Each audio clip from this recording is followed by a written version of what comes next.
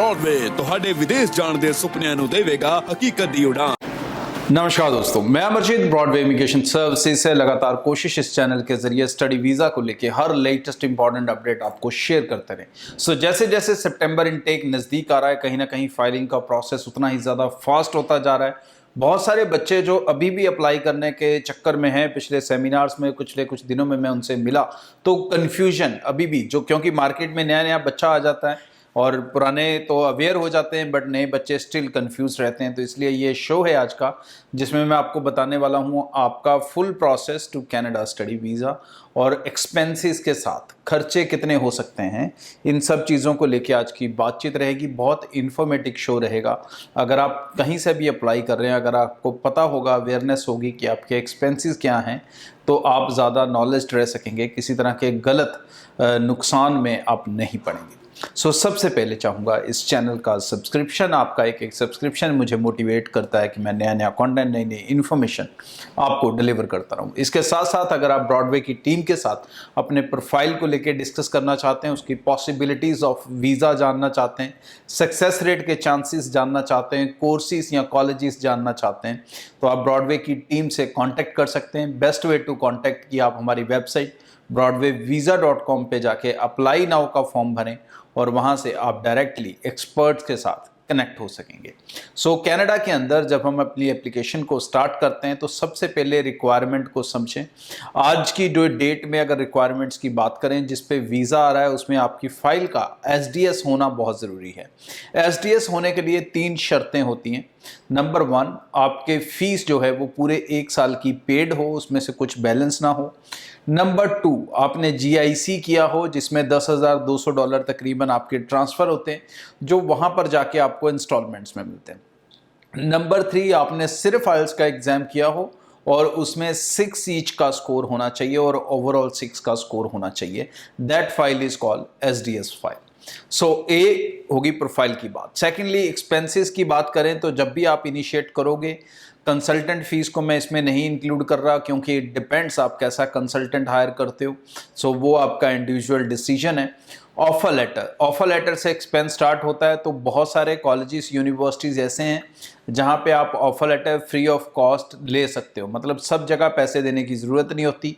और जनरली जो offer letter की फ़ीस होती है वो $50 से लेके मैक्सिमम ऑलमोस्ट $250 तक जाती है। बहुत रेयर केस में $250 जाता है, ज़्यादातर 150 से लेके 100-125 के आसपास ये फीस रहती है।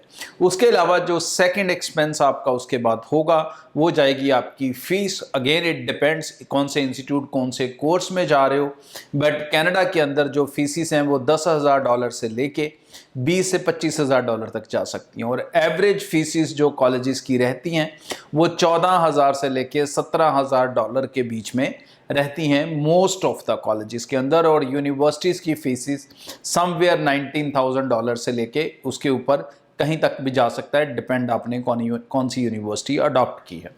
इसके बाद जो आपका नेक्स्ट एक्सपेंस होगा, जब आपने फ़ीस पे कर दी है, उसके बाद आपके जो खर्चे हैं उसमें मेडिकल है, उसमें बायोमेट्रिक है और उसमें आपकी जो एम्बेसी की फ़ीस है वो है। तो ये तीनों एक्सपेंसेस आर बिलो 20,000। तीनों एक्सपेंसेस मिला के 20,000 के नीचे का ये खर्चा रहता है। ये टोटल एक्सपेंस रहते हैं। प्रोसेस की बात करें तो सबसे पहले आपका ऑफर लेटर अप्लाई होगा। Again depend upon institute and course. Average time to receive offer letter anywhere 3 दिन से लेके 30 दिन तक का समय नॉर्मली लग जाता है। डिपेंड्स कौन से कॉलेज में, कई बार उससे ज़्यादा भी लग जाता है। वो आने के बाद आपकी पूरी फीस ट्रांसफ़र होती है। ट्रांसफ़र होने के बाद आपको वहाँ से आता है LOA, लेटर ऑफ एक्सेप्टेंस, जो एक्चुअली आपकी फ़ाइल में लगता है, जिसके बेसिस पे आपको वीज़ा इशू होगा। इसके साथ आपको लेनी पड़ती है कॉलेज से रिसीट कि आपकी फ़ीस 1 साल की पेड हो चुकी है, उन्हें रिसीव हो चुकी है। इसके साथ साथ पैरेलल आपको क्रिएट करना पड़ता है अपना GIC अकाउंट, जिसमें आप $10,200 डालते हैं और उसका भी जो GIC सर्टिफिकेट इशू होता है वो सर्टिफिकेट आपकी फ़ाइल में लगेगा। इसके साथ साथ जो इम्पॉर्टेंट चीज़ें अपनी फ़ाइल में लगाएं, उसमें सबसे इम्पॉर्टेंट है फैमिली इनकम, वो ज़रूर लगी हो। That is very very important part to get your visa.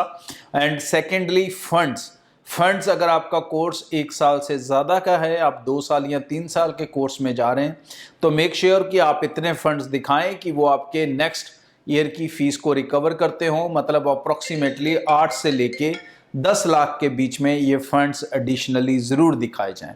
अगर फिर भी आपको अपने प्रोफाइल्स को लेके, प्रोसेस को लेके कन्फ्यूजन है, तो ब्रॉडवे की टीम की आप हेल्प ले सकते हैं, उन्हें कॉल कर सकते हैं, या फिर आप हमारी वेबसाइट पे जाके broadwayvisa.com पे अप्लाई नाउ का फॉर्म भर सकते हैं, जिससे आप डायरेक्ट एक्सपर्ट्स के साथ जुड़ जाओगे। Thank you.